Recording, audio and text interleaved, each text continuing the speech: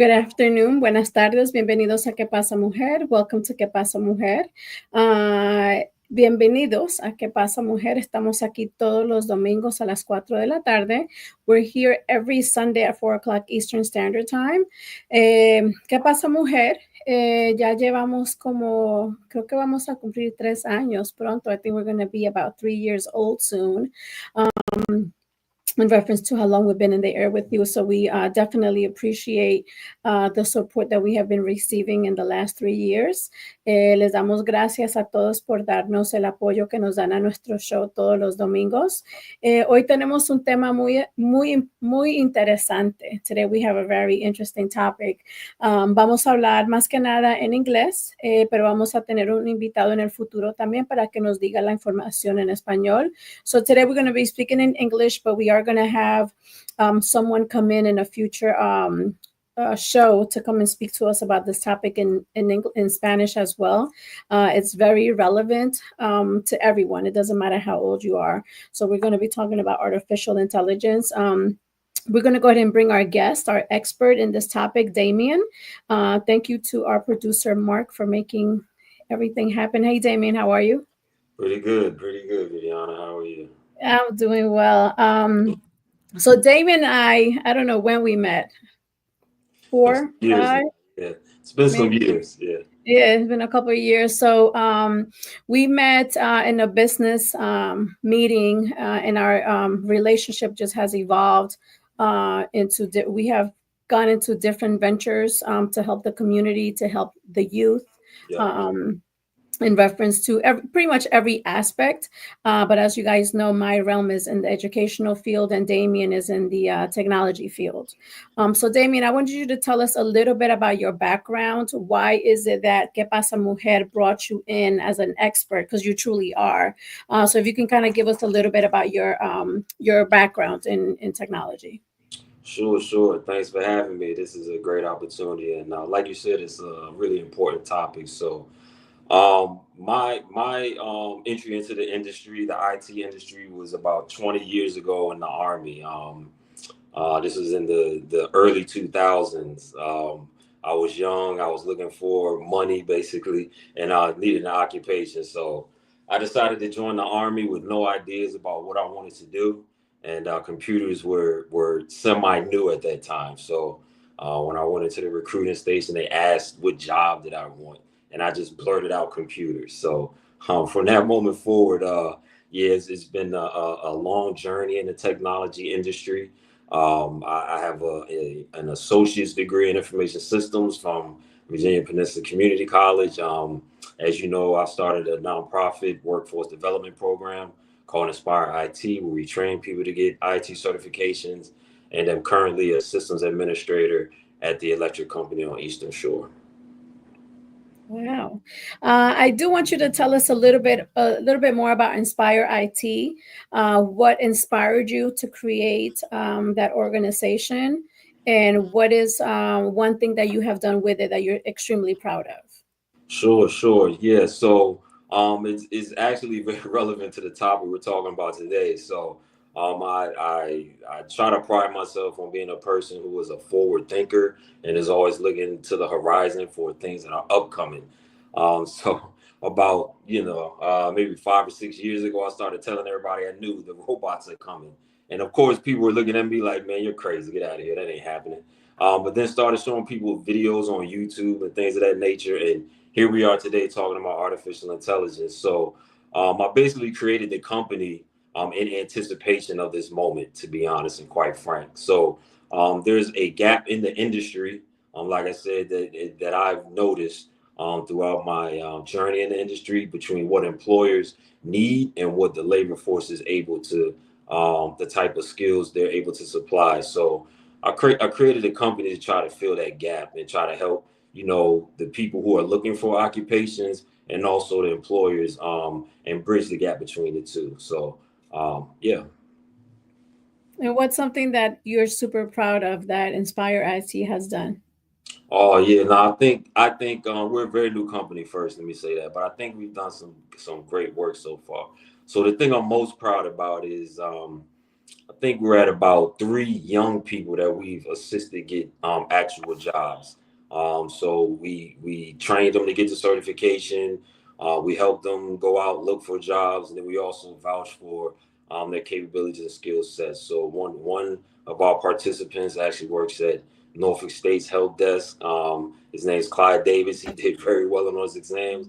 He passed them first go around. I know people that have been in IT for 10, 15 years can't pass those certifications the first go, but he got it done, and now he's working there now. That's, I think he said last time I talked to him, he's up to maybe $30 an hour. So his first IT job ever, he's doing very well. So we're super proud about the fact that we're able to help some young people get their life started. Yeah, I thought the first class that you had, you just provided everything for them. Pretty much, I know training, meals, Yep. transportation, job placement. So there was a lot of things that you were doing, and so Inspire IT is a nonprofit organization. So it does. We are looking for donations all the time, grants, and anything. If there's anybody out here in the audience that wants to collaborate with Damien and Inspire IT, that's definitely an option. We're always looking for the collaboration, for partnership. We don't believe in like hoarding information. We want to definitely share the wealth and share the ability to help the community and help young people.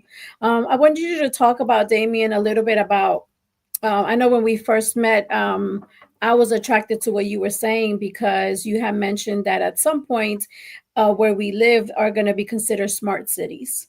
And so I want you to talk about what a smart city is. What does it entail? And number two, you had also mentioned that as we get older, we're not going to necessarily know how to use the technology, so that there is a field for people to train people how to use um, the technology that's going to be implemented in a smart city.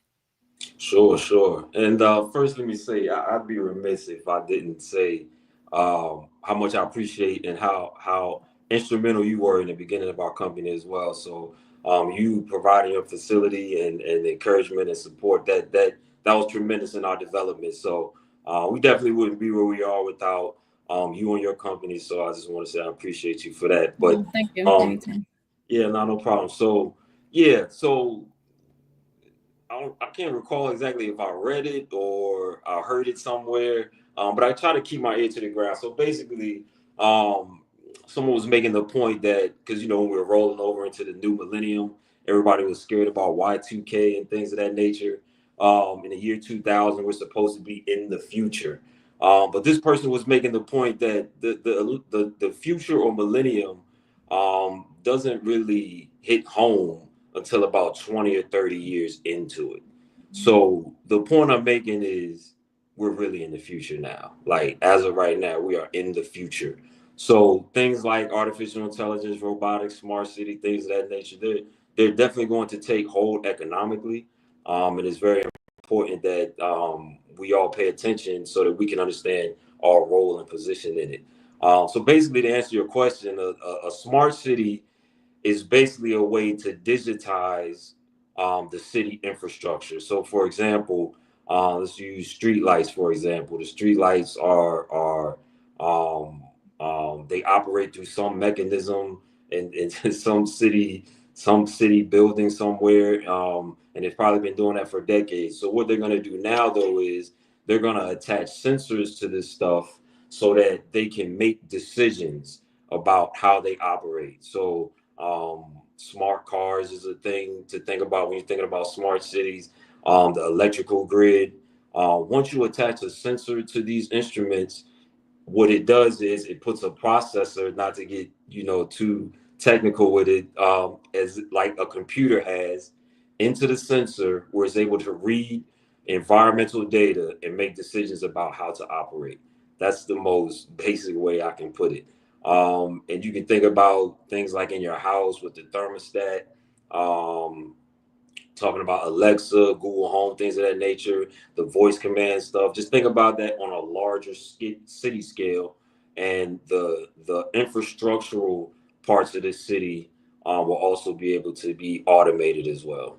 So that's the short, pretty simple way to try to explain something very complicated. But just think about your smart home on a city scale.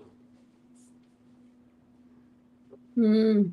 Yeah, I know. A couple of months ago, I was talking to someone from a local police department, and they were saying they have some type of technology that is it surrounds like the trunks of the trees. So because we have a lot of trees in the medians, and so those devices are able to detect gunshots. So it will alert even before somebody calls 911. So these devices detect the shotguns, and the police can react quicker. It makes me think also about, as you guys know, I give my life to TikTok like every day for about 20 minutes, but it turns into an hour. But even watching videos from Asia of, when you walk in, as soon as you walk in, Yep. some type of rat, you put your feet somewhere and it just kind of keeps your house clean, or the toothbrush mechanism and the toothpaste mechanism. And how I know in Asia, I've seen a lot of more vending machines, right, where you actually get full meals. So any of those things are will be considered smart. Even if you think about it, like maybe years ago, where they have the sensor light. So like, when you walk out of your house, the sensor light comes on. Those things, and I think we utilize these things all the time, but we have become so accustomed to it, like the Ring camera, or even our cell phones. We call them smartphones, but it's part of um, that smart city mentality, right? Being able to track, your family members, where they're located. So all of those things, I think, are it's great. It's scary for me, for my generation, at times. And I had shared this with Damien as well, talking about because there's different types of AIs, from what Damien has told me. He's going to go into that a little bit. But one of the scary things for me recently was I had a student that was engaging with artificial intelligence to get advice about, drama they had going on in their teen world. And I just thought that that was extremely scary. So if you could talk a little bit about that, Damien, because I think as parents, if we are not super connected of all the capabilities that AI has, our children can get caught up in something. So if you can speak a little bit about that. Yeah, sure. So, yeah, this is the time where everyone's going to have to be active and paying attention because the nature of artificial intelligence it's not going to serve any of us well if we just relegate that to someone else. So you want to be paying attention to what's happening because the technology is so invasive. To your point, everyone's going to need to be aware. So I'll say this to start. Well, let me go back. So basically, what artificial intelligence is, I think it'd be cool to give the context for what it is. It's not a mystical, magical thing. It's basically just a set of code that performs tasks and recognizes patterns so it is able to make decisions. So the point I'm making by saying that is the artificial intelligence only knows what data is input into it. So in that situation or case, it could be a good thing or a bad thing. So if certain individuals are putting data out into the internet and that's the only source of data for artificial intelligence, I mean, you can imagine the ramifications of that. So, with that being said, to speak directly to what you're talking about, we're going to have to be very proactive in having people understand that artificial intelligence is not your substitute for your doctor. That would be like you just Googling how to give yourself surgery. So that's a very good point, especially with the younger ones, the younger generation. We have to be adamant about and very aware of how they're using artificial intelligence because it is not a substitute for expertise. It's literally just Googling the answer just like you would and just spitting out a response. So yeah, we got to be very cautious. Yeah, very, very scary.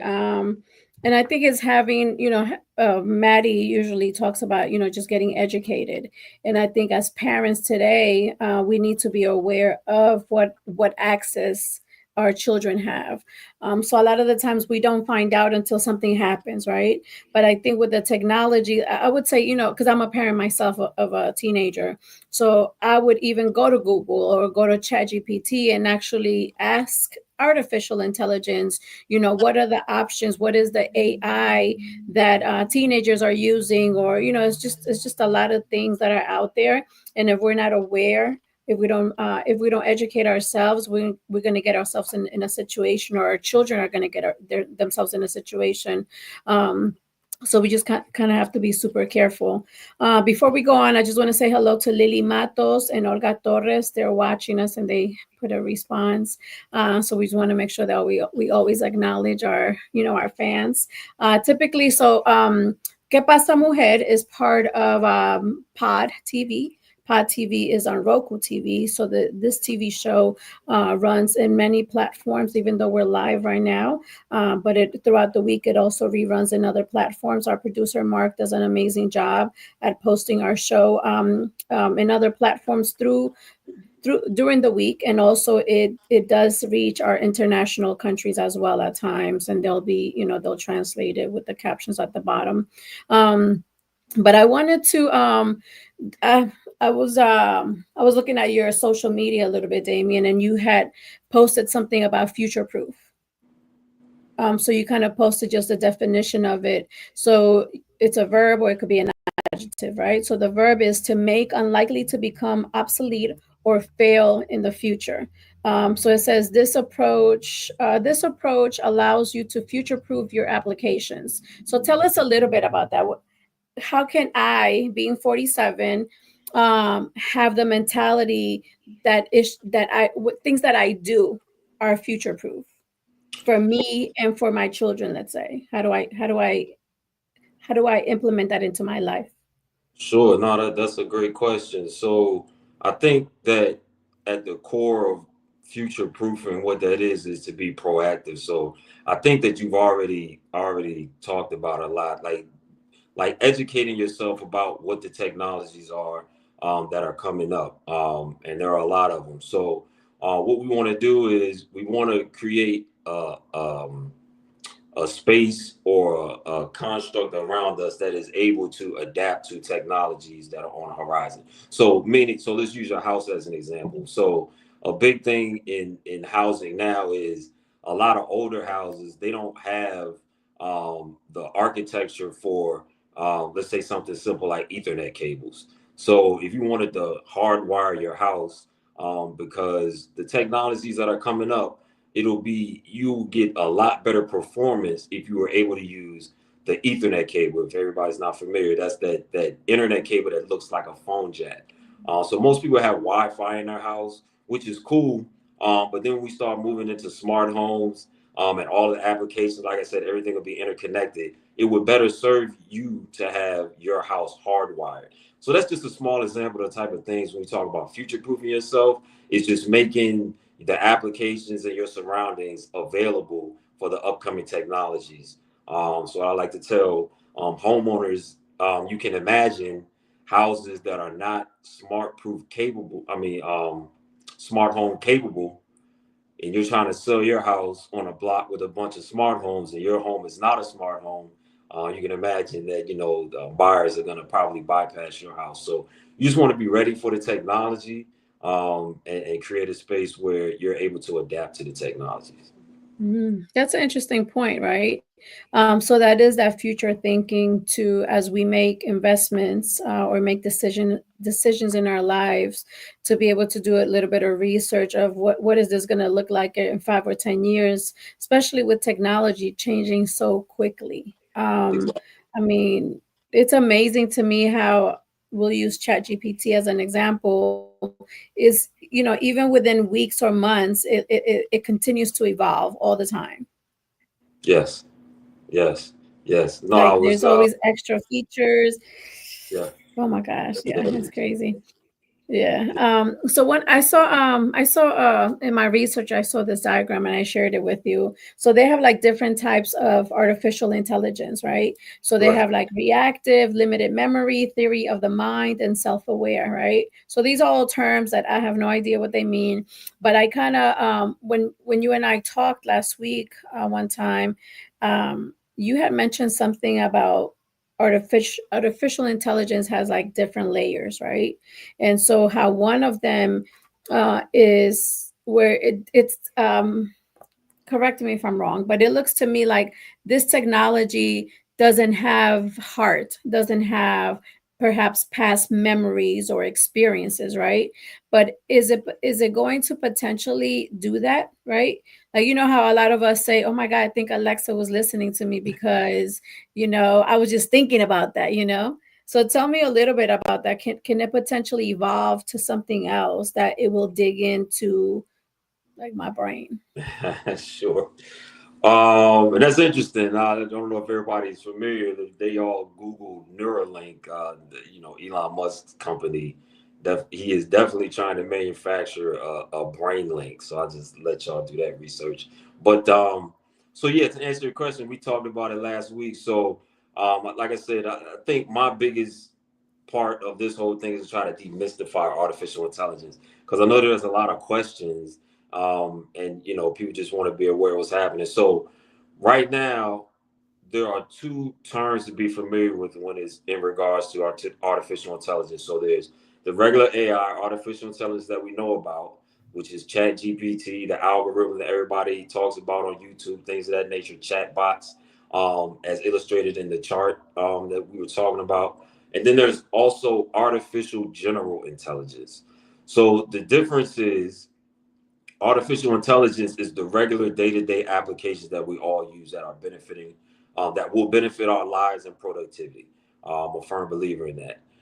But the artificial general intelligence is the stuff you hear about on TV. So when you hear guys like Sam Altman, Peter Thiel, like I said, Elon Musk, Zuckerberg, those guys are trying to create an application called artificial general intelligence. And this is what's related to those data centers that are opening all over the world. Again, we're in 2025, so a lot of this stuff is going to sound a little astounding, but we have to realize like we are absolutely in the future now. So these guys, like I said, the mega wealthy tech guys are intending to create basically what they're calling it is a do everything machine. So that's what you're talking about when you're saying an actual machine that can think like a person.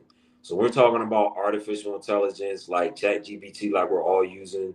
That's not, like I said, that's just a series of tasks that is responding to patterns of data that it has accumulated through the internet, and it just gives the illusion of thought just because it is able to respond so quickly.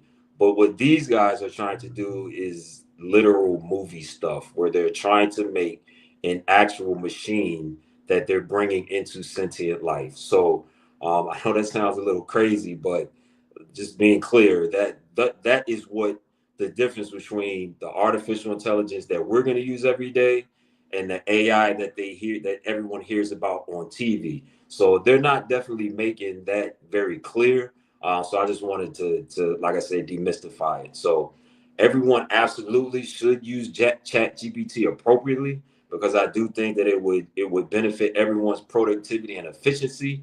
But we also do need to be aware of what those corporations are doing, with our support and sometimes not direct support, but tax money and all those things. They're trying to create machines that are actual thinking machines. It's just like the stuff in the movies. So also there, how we've heard about those data centers and how they use so much water. That is accurate, but I don't want people to get everything lumped in together. Like I said, there are applications in artificial intelligence that will definitely benefit everybody's lives. But I will also probably sit with a bunch of people and saying I don't know if we necessarily need a machine that thinks like a person, though, if that makes sense. Yeah. I totally agree with you, Damien. I think, I use artificial intelligence on a daily basis. And I think I'm using it as a guide, right? To just kind of get me started it's almost like when before we had artificial intelligence, we might go online and just maybe pull up like a template of something, right? So that's how I currently utilize it.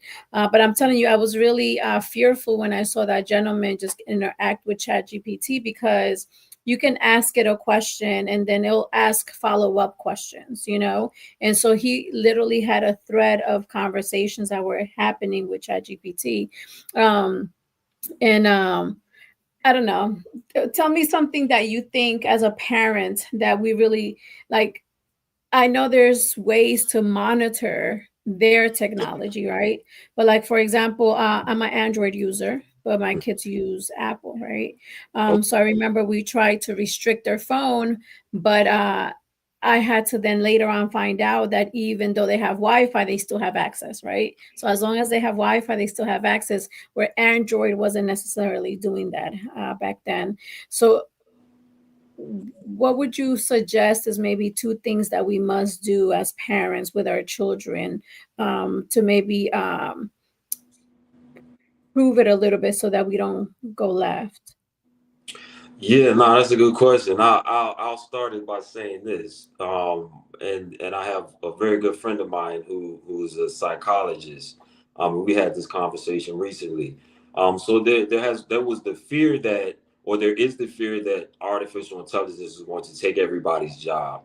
And I'll start to answer your question by saying this: with the onset of artificial intelligence, there will be new jobs created and more of an emphasis on certain jobs. So, in the technology world, I think they realize that counselors will never become obsolete. So, in this space where artificial intelligence is mimicking actual human interactions, and the possible negative ramifications for that, there's going to be an extra emphasis on counselors who are able to talk to people about just basic relationships. So to answer your question, if it's something that is very important to you, and I would suspect it is when it's talking about your children, you may have to actually take time out and reinforce those relationships, because what you don't want to have happen is your child using artificial intelligence as their parent. And I've heard some stories where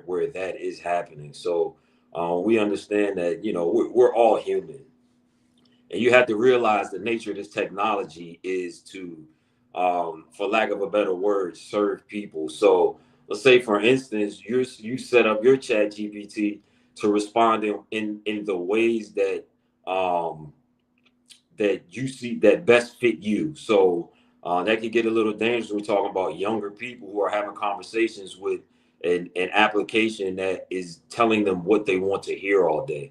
So being honest, we're all human beings. Like it's difficult when you're approached with a thing that makes you feel good all the time. It's hard to detach from that. So those are conversations we're definitely going to have and be aware of, because the artificial intelligence, like we know with the YouTube algorithm, it is definitely analyzing the things that you appreciate and is going to feed that to you all day. So those younger, individuals who may not be, emotionally upright enough to deal with that, then as a parent, you're definitely going to have to impede that. And you don't want your kids using the Chat GPT for emotional support.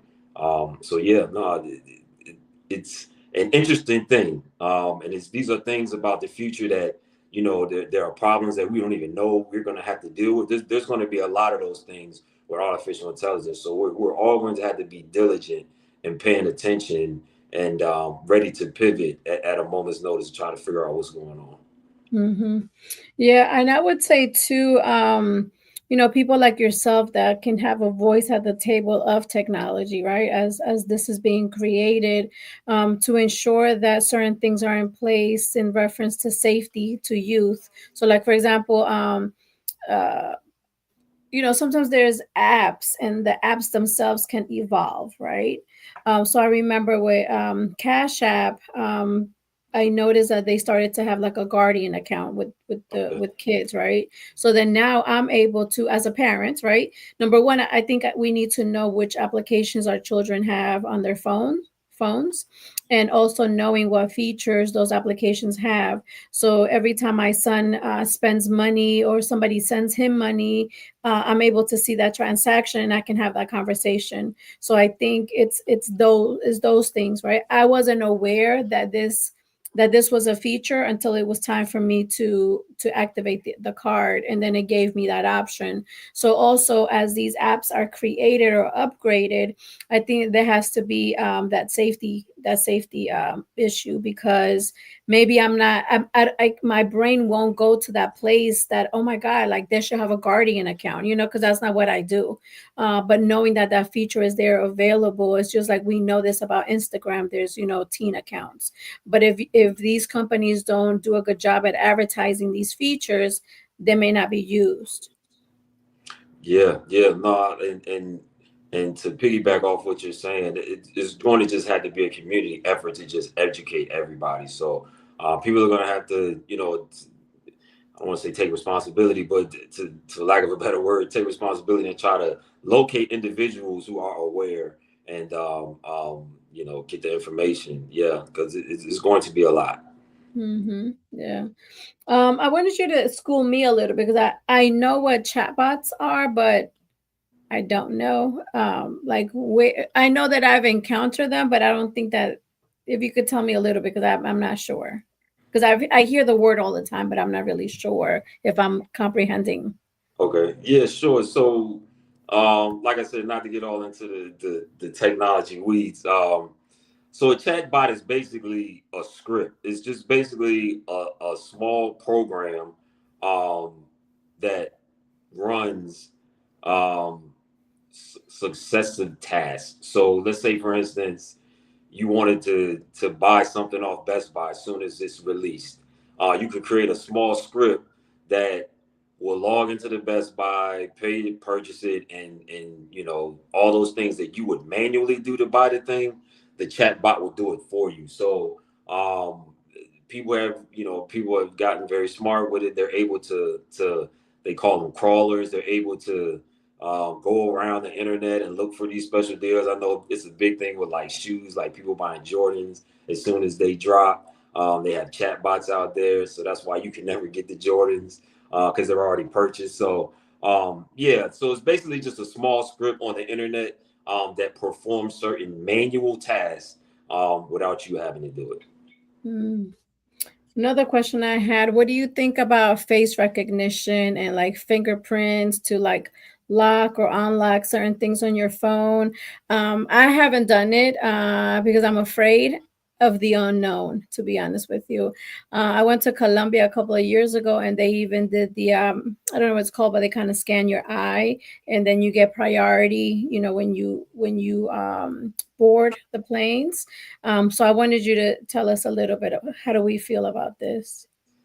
Yeah, no, that's an interesting stuff because I'm from the pre-internet generation as well. So even though I'm in technology, yeah, I'm a little leery about things scanning my body and knowing exactly like yeah. So again, we're gonna have to be paying attention to what's going on. So I'll say this, um, just like anything else, it is all dependent upon who is I guess head over the technology. So let's say we live in a perfect utopian world where everybody was trustworthy and nobody was trying to do anything to harm you, then yeah, it might not be no issue getting your retina scanned. But yeah, that's not very realistic. So um everything you have to be cautious with and take with a grain of salt. But the difficulty is,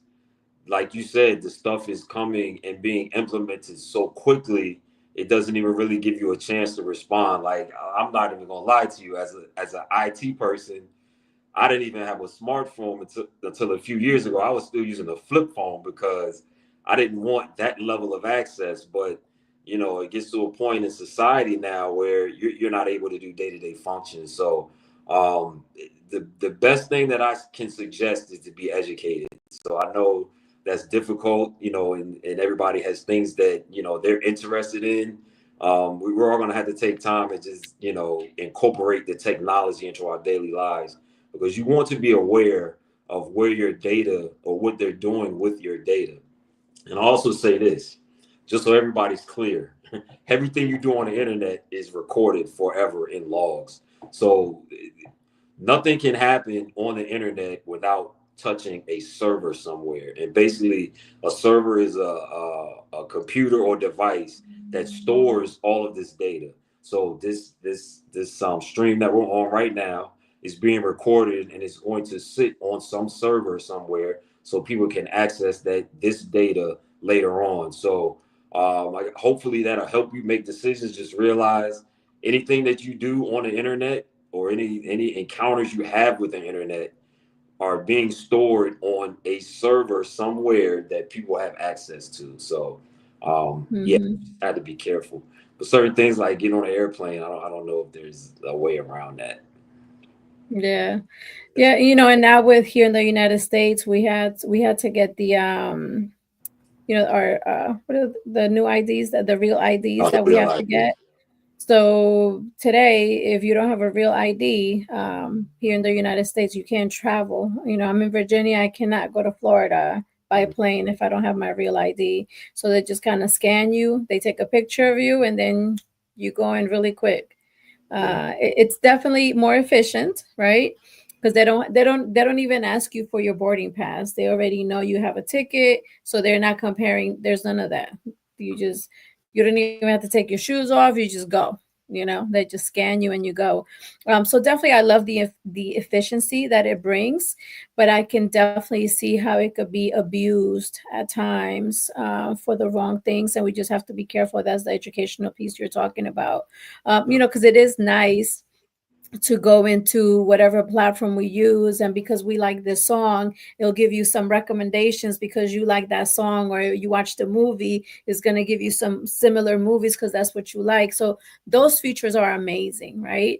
But when all this emotional stuff starts kicking in, or like you said, you don't want artificial intelligence to replace parenting or to replace counseling, um, it could be so dangerous. yeah. No, That's I so think funny. I think what this is a major societal shift. So we talk about the different economic revolutions that have happened in the past. The one that everybody's most familiar, because the most recent, is the Industrial Revolution. So yeah, we're definitely in a societal economic revolution now. This is a historic event that we're all experiencing. So it's going to have to be all hands on deck. So it's important now that people engage, that the local politicians, the federal like those people are going to have to, and we're going to have to put pressure on them to put things into place that make sure everyone is safe and there are safeguards. So yeah, this is a major world thing that is happening right now. Mm-hmm. Yeah, especially for us to protect young people and old people. I know large platforms, YouTube, TikTok, they're big on protecting young kids, so they're not going to show a kid's face or something like that. But still, maybe we're not protecting old people as much as we're protecting the young people either, because they're definitely a target with fraud and just so hacking accounts. A lot of the senior citizens are getting links on their cell phones, and they're clicking on the link, and who knows what's happening after that. um, but yeah, I love the easiness of I'm typing an email and it kind of finishes my sentence for me. That's pretty cool. But at the same time, I'm like, dang, too much. It's like the Yeah, micro, no, we love the microwave effect. yeah. No, we're definitely, I think, at a fork in the road. Like the artificial intelligence can bring on an age that humans have not experienced on this planet, or it could be our downfall. So we are definitely at that fork right now. Mm-hmm. Yeah. So also, I think it's very beneficial. Like I'm an entrepreneur, so it's very beneficial in a business aspect. Um, and I think I shared this with you, Damien, when we talked in my research, because I'm really trying to become more efficient within my business, right? Because it's less delegating, and for the activities that truly need a human touch, then we can use the humans. But there's a lot of admin stuff that could be done more efficiently through artificial intelligence Yeah. and having automation. But as I was doing my research, it was just talking about the different features that ChatGPT had, for example. And so one of the features was you can upload a picture of yourself and your, whoever you're dating, and they can kind of read your facial expressions, and it can tell you how you feel about that person and how the other person feels about the other person, and how the relationship is going just by how they look in the picture, right? And I was like, man, like what is this doing to the dating world, right? To like relationships and getting to know like real people. Like you know how we see the cute little babies on social media and they look so cute, but they're not real. Right. Yeah. Yeah. No, it's a lot again. So yeah, I think that and I'm an optimistic person. I think what's going to happen is there's going to be so much technology that there's going to be an emphasis on those human to human relationships because it may become a rarity in the future. So I'm optimistic that people will start to value those real relationships again and get out of the digital stuff so much. And I'm hoping that's what happens. But yeah, no, it's going to be a lot. Like I said, you don't want to be having artificial intelligence as your emotional support. Like human beings still matter. So Mm-hmm. yeah, we shouldn't be dating the computer. So yeah. Mm-hmm. Yeah, because there's a lot of isolation, and it's not just young people, but people of all ages. Um, I think COVID didn't help, right? So then we were in isolation during COVID, and then we went into virtual meetings and virtual, doctor's visits, and so everything became virtual, and so we started to have less human touch, and so we have become accustomed now to not having that human touch. And if we're not careful, human touch, in my opinion, is very much needed. I need to interact with you. Like when Damon comes into town, we, sometimes see each other because we could talk on the phone or do a Zoom or something like that. But there's nothing like that human, face to face interaction at times, because the energy is different. It's just like, when we text people. I remember a couple of years ago, somebody texted me and it was all capital letters. Like I was getting upset because I know what capital letters mean. But once I talked to the person, they were like, oh, they didn't know that that's what that meant. So it's a lot of miscommunication that happens when we're using technology. So we have to be extra clear. Um, we have to be smarter than these devices, it's because it Yeah. could be really bad. Yeah, yeah. No, I think that and this is just our experience as human beings. Like, we've been on this planet for a little while, right? And there are like base biological functions that we've evolved into. So we did not come into this world, in isolation, like you're saying. We evolved to the state that we're in because of those relationships that we've built with each other. So yeah, there those things I agree with you. I think are important, and we should not lose sight of those. Like the technology should just make life easier, but it should not be replacing human beings. There's definitely value in the interconnectedness and the interactions between each other, and it just lends to your experience as a person. So of course you want things to be convenient. But for me, not to get all philosophical, but these are conversations that are going to need to be had. It's about the experience with other people, not how fast can this thing happen so I ain't got to do it, if that makes sense.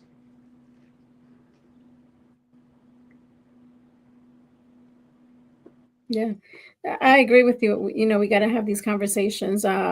and maybe it's just a phase of exposure that we're going through, because it is nice to have these features, the convenience of it. And I do agree with you. I'm an optimistic as well, and so I think that this is just, like I said, just exposure to the technology, the things that human beings have created, right, for the use of it, and to for us to be intentional about how we use it. I remember when the self cashier feature started happening in supermarkets, like I was adamant about not using them because I didn't want people to lose their jobs. So I would go in the lane where a human being was there. But guess what? From time to time, I used it because I was in a rush and it was quicker to kind of go through the automated one, you know? But I think at times we are able to slow down a little bit and to be intentional about the things that we do. Um, because we do, and like you were saying, Damien, to get creative into what especially our young people and the type of fields that our young people are going to go into. And if there's a lack of people going into that field, the school systems, I know that they push technology, but I think it's something that needs to be pushed from home as well, so they can kind of see the message, because that's very important. And like you were saying, is not only the creation of the technology, but then there's a niche for teaching people how to use the technology Yeah. as we get older. So tell me something. I know when you and I had that conversation, we talked about it. So, like, give me an example of something that you think that I'm going to need assistance with on how to use, and let's say 10 years from now. Oh, that's a great question. The first thing that comes to mind is there's a lot. VR goggles is going to be a thing in occupations. Definitely the artificial intelligence. People should get very versed in Chat GPT. The job that I have now, they're pushing to implement it into what we do. So it's definitely something you want to pay attention to and learn. I'll give you a term: prompt engineering. You do the research on that. That's going to be an occupation in the future. Um, Robotics. But I'll say this: in the technology field, they have conversations. I think what's going to have to happen. Like I said, this is a major shift. The thinking about jobs is going to have to change as well. So it will have to be more of a systems approach, meaning we're accustomed to. I like to say the screw your screw job. So you just have that one piece of the job, and all you do all day is you just screw your screw. Well, the robots are going to be screwing the screws now. So they're having conversations about the way we train people needs to be more of a systems thinking versus I guess for lack of a linear thinking. So you have to think about how all these applications work together to bring about the result that you want. So um, that's probably the biggest thing that I would like to approach people about is the way we think about employment is going to have to change a lot as well. So just thinking about how the whole system works and is connected will take you will push you a lot further than the other people in the job market. Hmm. Very interesting. I wanted you to talk a little bit about the future of Inspire IT. Sure. Yeah. No. So, our program, to give you a little bit about it, what we do is we bring people who want to get into the IT industry. We definitely are open to everybody. Like I tell people, we are controversially inclusive. But we definitely want to target those individuals who've been underrepresented in the industry. So, what we do is we train for two certifications. They're entry level IT certifications by a company called CompTIA, the A plus certification, which covers computers, the basics, hardware, software, and Security Plus, which talks about the security components. So we bring people in, we train them to pass those two certifications. After that, we go through a job readiness phase where we do mock interviews, how to dress on an interview. We talk about the soft skills in my conversations with employers. Their biggest challenge, they say, is not so much what a person is able to do. Their emphasis is on soft skills. So we focus on that. And then once we get a person ready, we go into the job search phase. We want to assist people in writing their resume, actually applying for the jobs, surveying those positions, making sure that once we get a response, we let that person know and that they're able to go and be ready for that interview. So basically, what we want to do is all the components of actually getting the person the job. I know a lot of programs that are great. They get you the certification, but what we want to do is we want to be present until you actually get the job. The point of our program is get you the job, not the certification.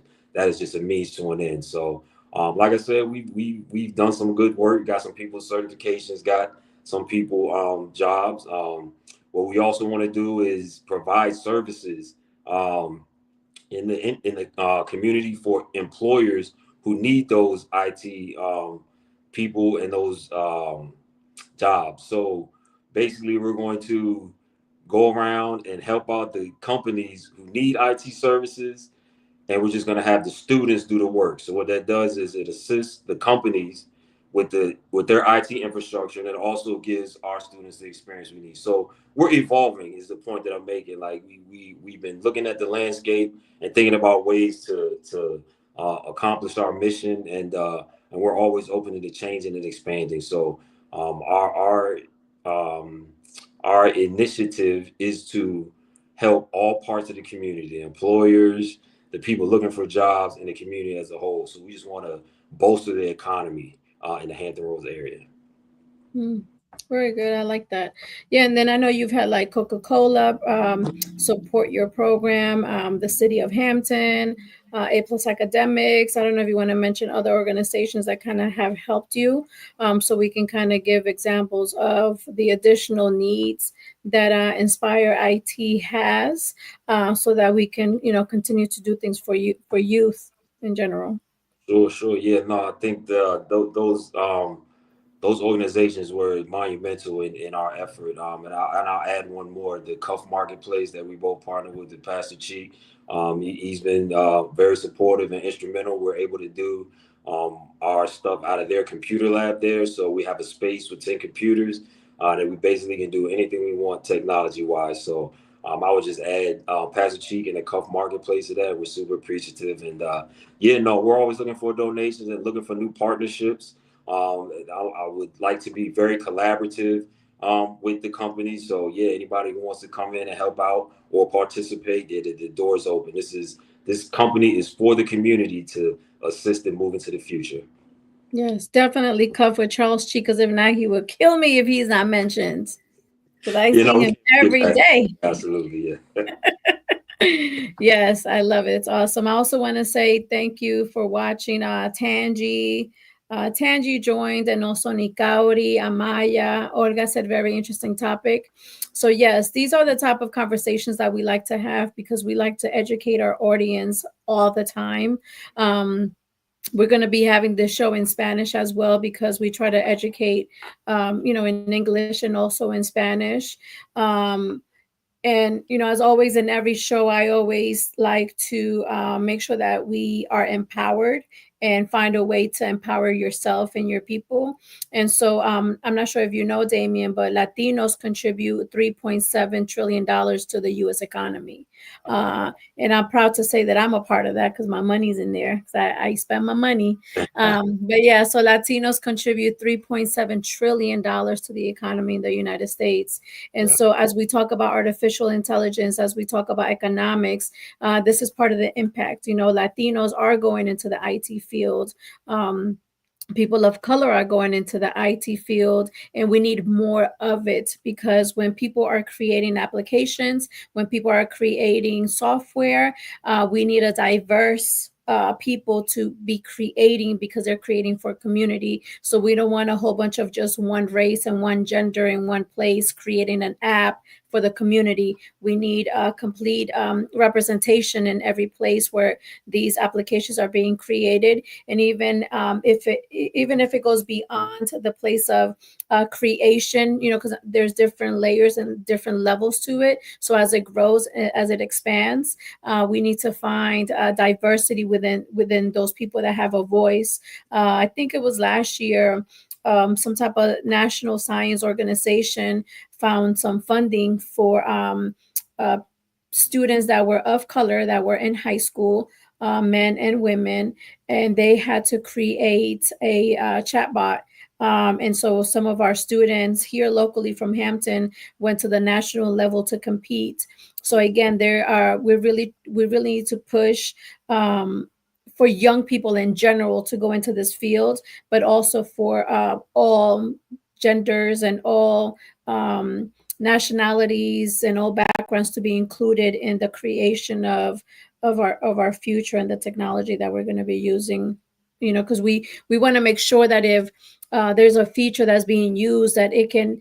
A couple of years ago, I remember I had to download like images, and I had to buy the images, and it was hard to find like diverse pictures. So I remember when I was talking to the salesperson, I was like, "Hey, that was one of my questions. Am I going to be able to download pictures that show diversity within their images?" And so if you're not someone that is in tune with that, then we're not going to have it. So the only way to do that is to kind of get involved. Yeah, no, absolutely. No, I will always super emphasize that this is a human family. So representation is very important. Every person has value. I don't care race, ethnicity, gender, orientation. None of that to me matters. This is a family, and hopefully, moving forward, these technologies will give us an opportunity, like I said, to kind of relinquish some of the competing for certain things and create a situation where people can kind of look at each other and say there's no need for us to be clashing over things that the technology can just create for everyone. So that's what I'm very optimistic about. So this is definitely a human family in my mind, and super appreciative of your community's support and representation in our society, and we'll go to war with my Latino brethren at any moment. So yeah, no, I agree with you absolutely. Yeah, I appreciate that. But yeah, so we have one more, Ivan Urueña. He's watching from Colombia. So yeah, so we love this, right? We love, and we would hope that you can come and join us again for another show to continue to talk about it, because it's going to continue to come up, it's going to continue to evolve, it's going to continue to grow. And I'm just going to say a couple of words in Spanish, just giving a summary of what we talked about today. Pero el tema de hoy más que nada fue de inteligencia artificial y la importancia que esta inteligencia existe. Entonces nosotros necesitamos que nuestra juventud o gente mayor, no importa, entren en esa profesión para que sean parte de las organizaciones que están creando la tecnología, para que todos tengamos una voz en la mesa cuando se tomen decisiones.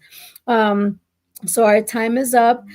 Typically, we end our show with Maddie's poem. Maddie's not here today, but we always kind of incorporate some type of poem. So Mark is going to go ahead and do our poem for the show. But Damien, I want to thank you for your time, because I know it is extremely valuable. And I know we talked about it before, but I'm glad that you made it happen today. So I'm very appreciative of your time, and I do thank you, and I hope that you can come back another time. Sure, no, it was my pleasure. I appreciate it. It was fun, and yeah, no, any time, and thanks for having me. It's an important conversation, so Yeah, yeah, I appreciate it. yeah, very important, very very interesting and important. Yep. So we'll go ahead and start with our poem, Mark, whenever you're ready. The man's words to me are not offered, but flung. So, what are you? Where are you from? I say, uh, New York. But your name is Carlos. I mean, where are you really from?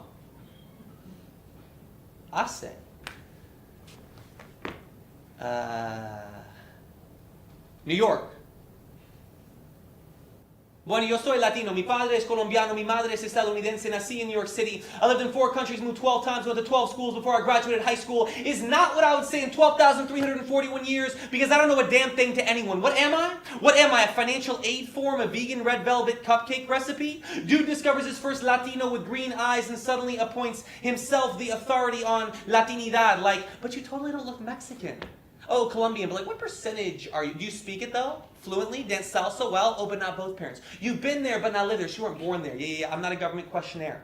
I'm not an anecdote for your homogenous social gathering of your homogenous friends. I know everyone you hang out with looks like you. Has a name you're able to pronounce and or share and or sounds pulled directly from an episode of Leave It to Beaver. Here's the deal. Latin America is not just Mexico. Actually pronounced Mexico, pero whatever. Central America is not part of South America, and Mexican is still not a language. The question, where are you from in our current America, is a slur disguised with a question mark. A passive-aggressive microaggression saying you are other, saying you are not from here, saying you are not, nor will ever be, one of us, saying go back to where you came from. But I am from a place beyond place. A place where once you're from there, you can never leave.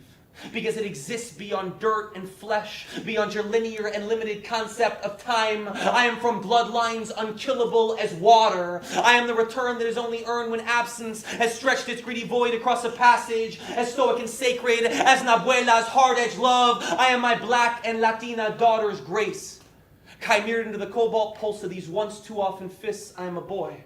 Without a word of English in his mouth, in a Catholic school classroom in South Florida, his son on a stage, 58 years later tonight, reading this poem for him. I am the steady ray of light, unlocking my mother's teeth, tossed skyward in a laugh.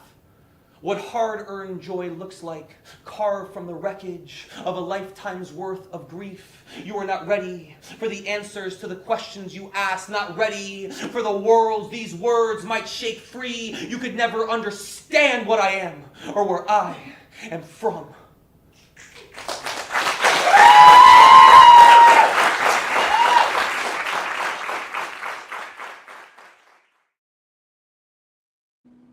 Thank you, Mark.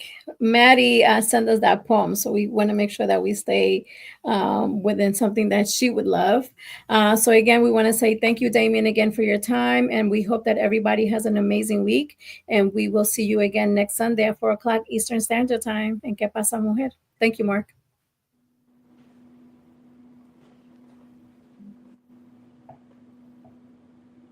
Whether you're a seasoned designer, dabbler, or just starting out, this course is for you.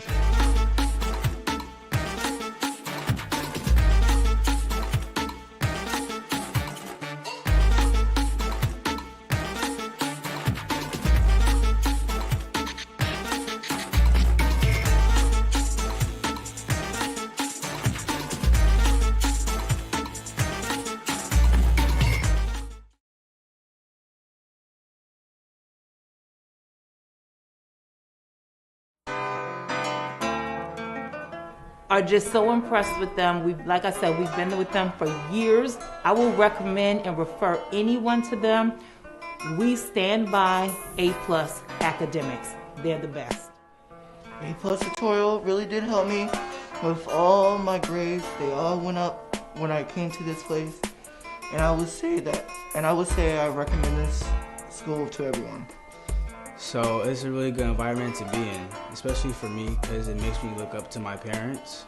If you have students that need academic help, A+ Academics is the place to be. A+ Academics, what a great place to go for academics. It's just a really great place to learn.